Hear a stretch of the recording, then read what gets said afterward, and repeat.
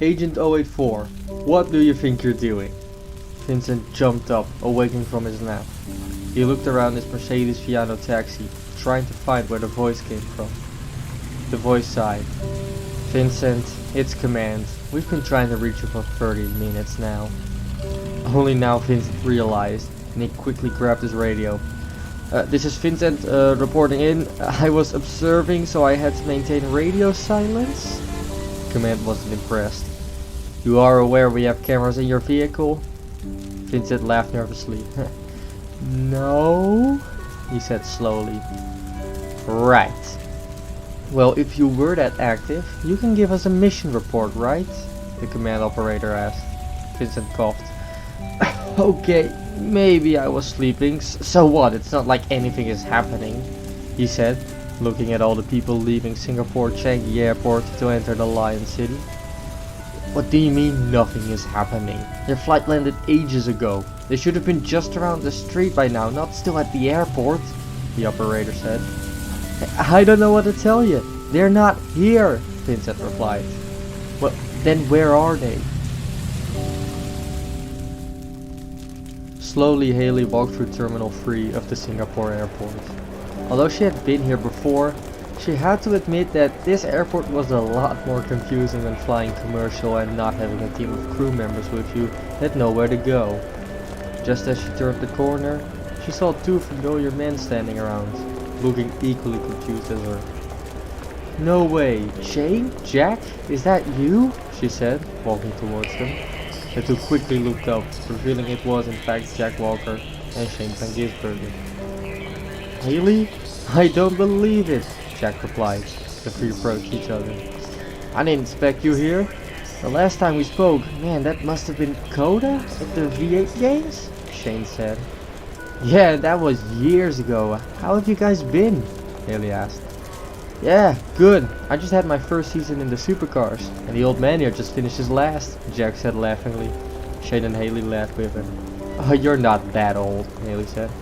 Oh, I know I'm still a young god, but you gotta call it quits one time, Shane joked. The three laughed a little. You know, we're not in a hurry, and I don't think you are. Why don't we just sit down for a second? That was a long flight, Jack offered. Sure, I've got time, Haley replied, and the group went for a drink. And that's when I told him, dude, this is the paddock. You can't get soda here. I tell you, you went nuts. The group laughed at Shane's story. Say, why are you two even here? Haley asked. Jack wanted to explain when he was suddenly interrupted. Oh, finally some familiar faces. He turned around and saw Mia Dagerman approaching the table. Mia? Holy shit, is it the V8 Games reunion day? Shane exclaimed. What do you mean by... Mia cut her own question off and looked at the other end of the table. Her expression soured. Haley, she said. Mia? Haley replied, returning the hostility. Uncomfortably, Jack and Shane watched as Mia sat down and a stared competition between the two rivals began. So, how have you been, Mia? Jack asked, trying to get a conversation going. I've been well. Very good, in fact. You know, just on this flight, I remembered our 2024 Golf GT Championship. It always cheers me up, she said, making it a point to ignore Haley, who just sighed and looked away. Jack, feeling this wasn't really working, turned to Shane. Yeah, anyways, Haley, you asked why we were here. We got an invitation for a press event in the center. We'd both get to drive our race cars against this new car by some local company to show how good it is or something, Shane explained. Haley looked up, surprised. Really?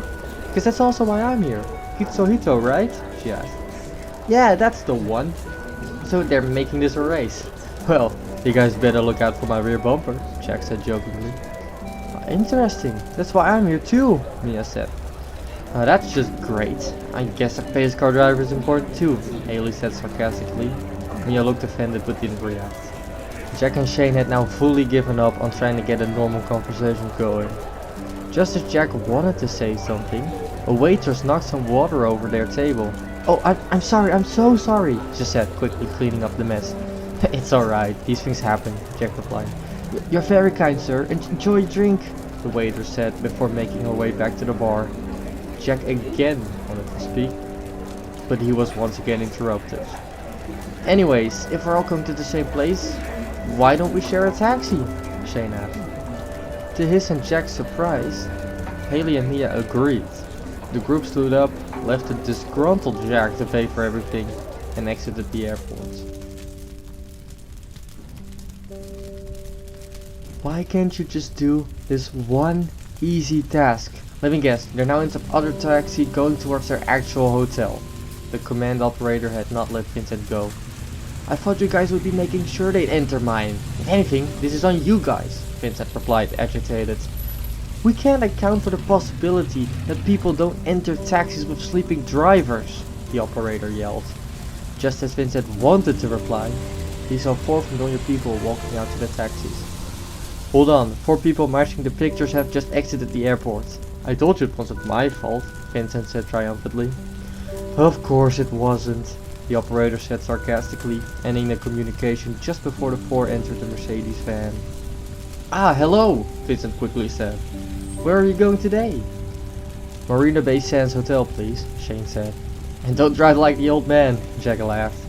Vincent fake laughed with him as he began to exit the taxi stand.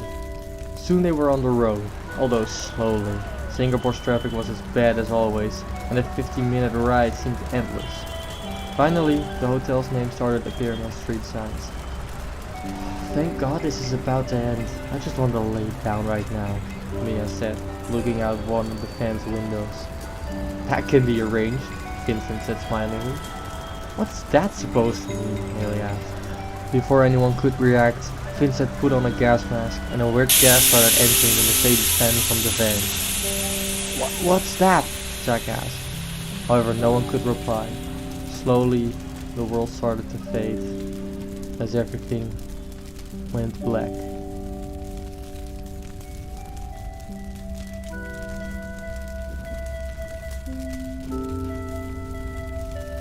So, the guys finally came.